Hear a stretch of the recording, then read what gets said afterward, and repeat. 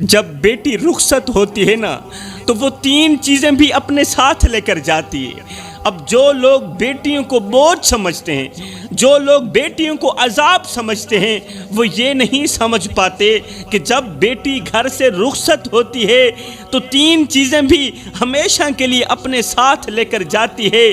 پیچھے ماں باپ روتے رہتے ہیں، ان تین چیزوں کو یاد کرتے رہتے ہیں، مگر ہمیشہ کے لیے محروم ہی رہتے ہیں۔ جانتے ہو وہ تین چیزیں کون سی ہیں؟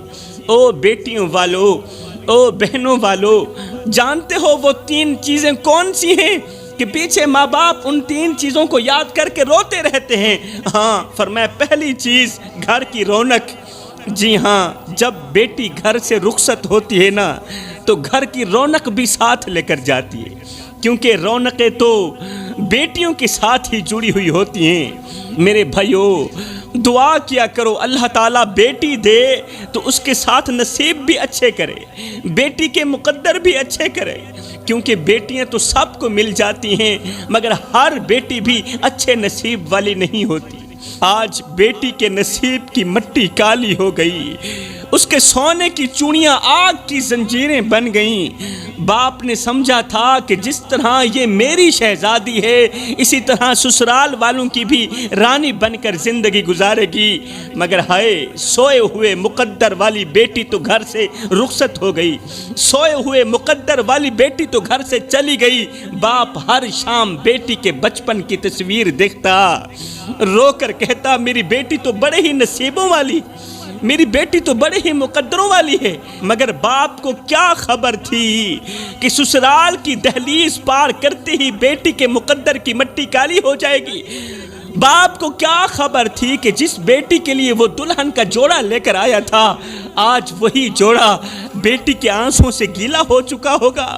اسے کیا خبر تھی کہ میری بیٹی ہر رات باپ کو یاد کرتی ہے اور کہتی ہے ابا تیری بیٹی ہار گئی، تیری بیٹی کے مقدر سو گئے۔ باپ نہیں جانتا تھا کہ جس بیٹی کو وہ رانی بنا کر رخصت کر رہا تھا وہ آج اپنے سسرال میں نوکرانیوں جیسی زندگی گزار رہی ہے، وہ ملازموں جیسی زندگی گزار رہی ہے۔ وہ نہیں جانتا تھا کہ آج بھی میری بیٹی میری خریدی گئی چوڑیوں کو اپنے سینے سے لگا کر کہتی ہے، رو کر کہتی ہے ابا تیری چوڑیاں تو سلامت ہیں مگر تیری بیٹی کے نصیب کا آئینہ ٹوٹ چکا ہے۔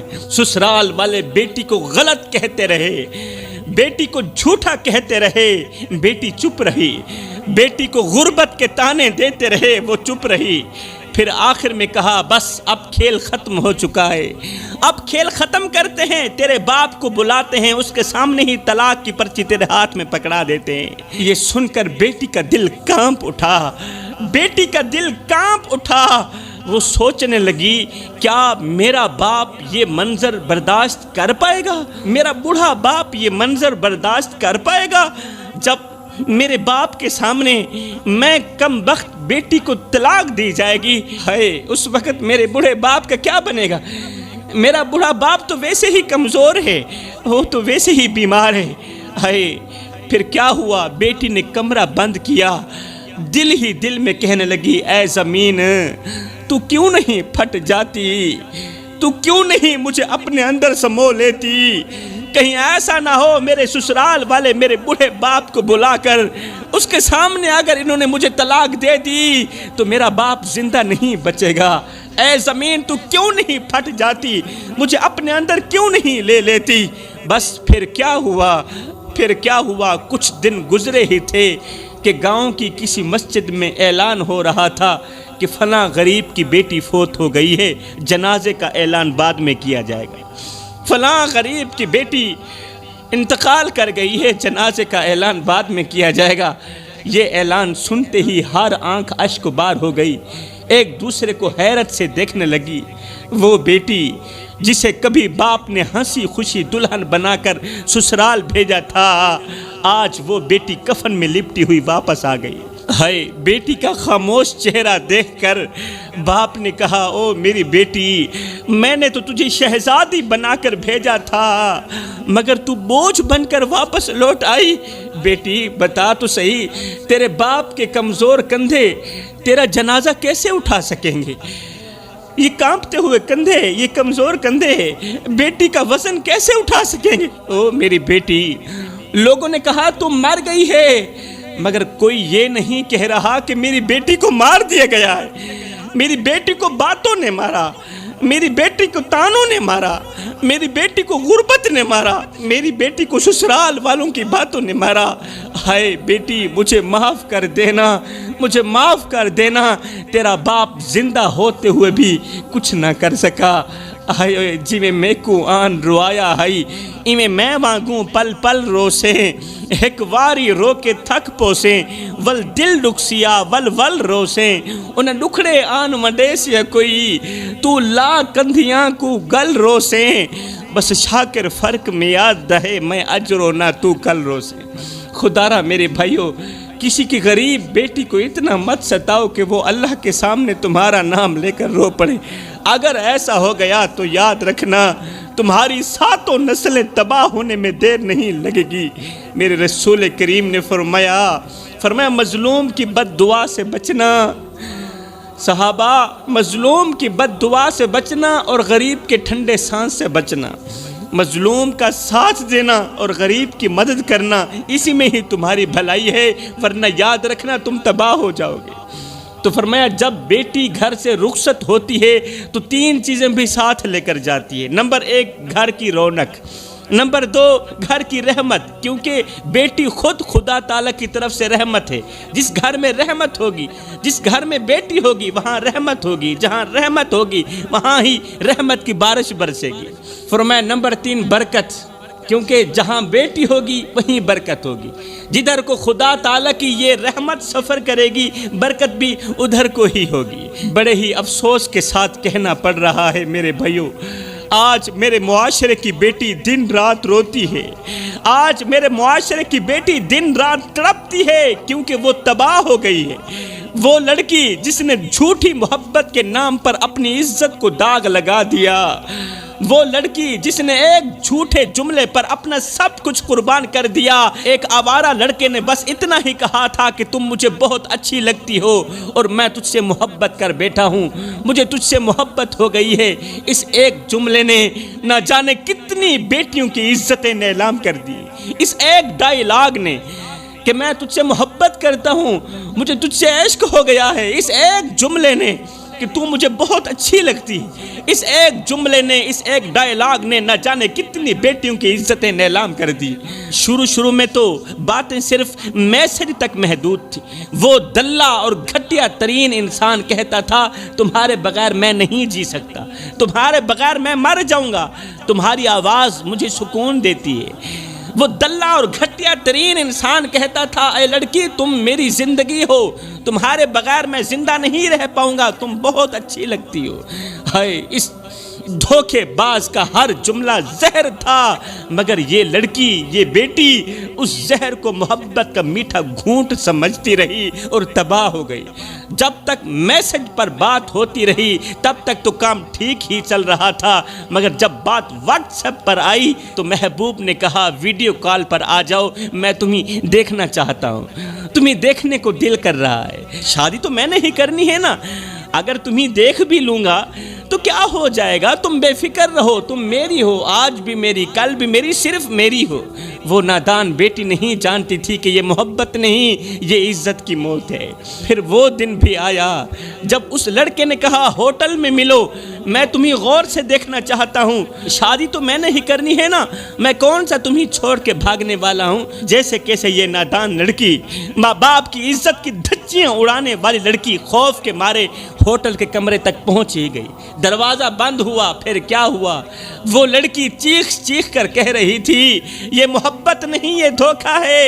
اے اسلام کی مقدس شہزادیوں، یہ محبت نہیں، یہ دھوکہ ہے، میں ماری گئی، میں لوٹی گئی۔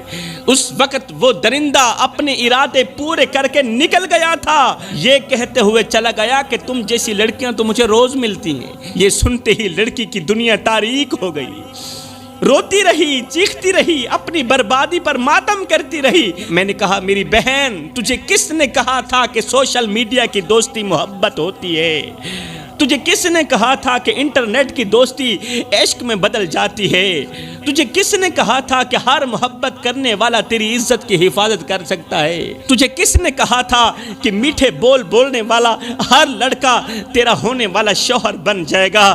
آج پتہ چل گیا نا کہ جو ماں باپ کی عزت نیلام کرنے کی کوشش کرتی ہے، جو لڑکی ماں باپ کی عزت نیلام کرنے کی کوشش کرتی ہے وہ خود نیلام ہو جاتی ہے، جو لڑکی ماں باپ کی عزت برباد کرنے کی کوشش کرتی ہے وہ خود برباد ہو جاتی ہے، جو لڑکی غیر مرد کی باتوں پر یقین کر کے اپنے باپ کی عزت کو ٹھکرا دیتی ہے وہ خود ٹھکرائی جاتی ہے اور ہمیشہ کے لیے ٹھکرائی جاتی ہے، کیونکہ زمانہ معاف کر دیتا ہے، لوگ معاف کر دیتے ہیں، مگر عزت ایک بار چلی جائے تو وہ کبھی واپس نہیں آتی۔ وہ لڑکی جو کل تک باپ کے کندھے پر بیٹھ کر خوشیوں کے خواب دیکھتی تھی، آج وہی لڑکی اپنی عزت کے جنازے کو کندھا دے رہی ہے، کیونکہ عزت ایک بار نیلام ہو جائے تو پھر وہ کبھی واپس نہیں آتی۔ پھر ایسی لڑکیاں ساری زندگی روتی ہی رہتی ہیں، غیر تو کیا اپنے بھی نکاح کرنے کو تیار نہیں ہوتے، کہتے ہیں جو اپنے باپ کے ساتھ وفا نہیں کر سکی وہ ہمارے ساتھ کیا وفا کرے گی۔ اب اس کے لیے کوئی بھی ہاتھ نہیں بڑھاتا، کوئی دروازہ نہیں کھلتا، کوئی رشتہ مانگنے نہیں آتا، کیونکہ عزت کا جنازہ ایک بار اٹھ جائے تو اس کا کفن بھی کبھی نہیں ملتا۔ میرے بھائیوں، آج اگر تم نے اپنی بہنوں کو نہ روکا تو کل وہ بھی انہی ہوٹلوں کے کمروں میں اپنی عزتیں گوا کر اپنی زندگیوں کا جنازہ اٹھا رہی ہوگی، پھر ہمیشہ کے لیے تمہاری بیٹی بھی تباہ و برباد ہو جائے گی۔ اب لڑکیاں تو ویسے ہی نادان ہوتی ہیں، معصوم ہوتی ہیں، جلد ہی پھسل جاتی ہیں، لیکن افسوس میرے معاشرے میں کچھ ایسے بے غیرت اور دلے انسان بھی رہتے ہیں جن کی آنکھوں میں حیا نام کی کوئی چیز ہی نہیں۔ یہ وہ لوگ ہیں جن کے دلوں سے انسانیت مر چکی ہے، جن کی غیرت دفن ہو چکی ہے۔ یہ وہ خنزیر نسلوں کے لوگ ہیں جو رات کی تاریکی میں بھیڑیوں کی طرح گھومتے ہیں، کتوں کی طرح کبھی ادھر کو گھومتے ہیں کبھی ادھر کو گھومتے ہیں، معصوم لڑکیوں کو اپنی میٹھی باتوں کے جال میں پھنسا کر ان کی عزت کو نوچتے ہیں، معصوم لڑکیوں کی عزتوں کو نیلام کرتے ہیں۔ یہ وہ بے غیرت اور دلے لوگ ہیں جو جب بھی بناتے ہیں غریب کی بیٹی کو ہی نشانہ بناتے ہیں، عزت دار کی بیٹی کو ہی نشانہ بناتے ہیں، کیونکہ انہیں معلوم ہے نا کہ غریب بیٹی کے حق میں کوئی نہیں بولتا، غریب کے حق میں کوئی نہیں بولتا، اس لیے تو غریب کی معصوم بیٹیوں کی عزتیں نیلام ہو رہی ہیں۔ یہ بے غیرت نوجوان وہ ہیں جو کبھی گلیوں میں کھڑے ہو کر لڑکیوں پر آوازیں کستے ہیں، کبھی واٹس ایپ پر میٹھے بول بول کر محبت کا ناٹک کرتے ہیں، کبھی ہوٹلوں کے کمروں میں بلا کر معصومیت کا سودا کرتے ہیں، اور جب ان کی ہوس پوری ہو جاتی ہے تو یہ شیطان ہنستے ہوئے کہتے ہیں تم تو بس میری دوست تھی، میں نے کب تم سے شادی کرنی، میں نے کب کہا کہ میں تم سے شادی کروں گا، میں نے کب وعدہ کیا، میں تو تیری عزت کا دشمن تھا، تیری عزت نوچ لی، اب دیکھ میں جا رہا ہوں۔ اے میری بہن تو نہیں جانتی، یہ کتے کی نسلوں کے لوگ ہیں، یہ خنزیر کی نسلوں کے لوگ ہیں جن کے ضمیر کی آگ بجھ چکی ہے، جن کی غیرت مردہ ہو چکی ہے۔ یہ وہ درندے ہیں جو غریب کی بیٹیوں کی عزتوں پر وار کر کے خود کو مرد کہلاتے ہیں، خود کو مرد سمجھتے ہیں، مگر حقیقت میں وہ مرد نہیں ہیں، حقیقت میں تو وہ بزدل ہیں، حقیقت میں وہ بے غیرت ہیں، حقیقت میں وہ دلے ہیں، حقیقت میں وہ شیطان کے پجاری ہیں، حقیقت میں وہ جہنمی ہیں۔ وہ مرد کہاں ہیں؟ میرے بھائیوں، ایسے بے غیرتوں کو پہچانو، یہ تمہاری عزتوں کے بھی قاتل ہیں، تمہارے رشتہ داروں کی عزتوں کے بھی قاتل ہیں، انہیں روک لو، ورنہ کل کو تمہاری دہلیز پر بھی ایک اجڑی ہوئی بیٹی اپنی عزت کے جنازے کو لے کر کھڑی ہوگی۔ یہ وہ نوجوان ہیں جنہیں آسمان کے فرشتے لعنتیں کرتے ہیں، آسمان کے فرشتے ان کو بد دعائیں دیتے ہیں، لعنتیں کرتے ہیں، اور جہنم میں ان کے لیے بہت بڑا عذاب تیار ہے۔ اور سنو، دنیا میں ایسے نوجوان بھی رہتے ہیں جنہیں دیکھ کر میرا اللہ مسکراتا ہے، سبحان اللہ، وہ مسکراہٹ جو اس کی شان کے لائق ہے۔ یہ بیٹھے زمین پر ہوتے ہیں، یہ نوجوان بیٹھے زمین پر ہوتے ہیں، ان کا چرچا عرش بنی پہ ہو رہا ہوتا ہے۔ جب یہ چلتے ہیں تو اپنی نظریں جھکا کر چلتے ہیں، سر اٹھا کر چلتے ہیں، ہاں، تاکہ کوئی دیکھے تو فوراً کہے یہ کسی عام کا بیٹا نہیں آ رہا، یہ تو محمد کے غلام کا بیٹا آ رہا ہے۔ جوانوں اس سے پہلے کہ آنکھیں بند ہو جائیں ابھی وقت ہے، توبہ کر لو، اللہ کے محبوب بندے بن جاؤ۔ میرے رسول کریم نے فرمایا میں اللہ کا حبیب ہوں، پھر فرمایا جو جوان جوانی میں توبہ کرتا ہے وہ بھی اللہ کا حبیب بن جاتا ہے۔ جوانوں آؤ نا اللہ کے حبیب بن جاؤ، اللہ کے دوست بن جاؤ۔ جب تم اپنی ساری زندگی مالک کے نام کر دو گے تو پھر وہ ساری کائنات تمہارے نام کر دے گا۔ یہ زندگی کے لمحے تمہارے اور میرے لیے غنیمت ہیں، انہی لمحوں میں کچھ کر لو، انہی لمحوں میں کچھ اکٹھا کر لو، انہی لمحوں میں خدا کی یاد اور محبت کے دیے اپنے دل میں جلا لو۔ معلوم نہیں پھر فرصت ملے نہ ملے، معلوم نہیں پھر یہ زندگی کے لمحے ملے نہ ملے۔ میں دعا کرتا ہوں اللہ ہمیں جلد از جلد توبہ کرنے کی توفیق عطا فرما، آمین ثم آمین، وما علینا الا البلاغ المبین۔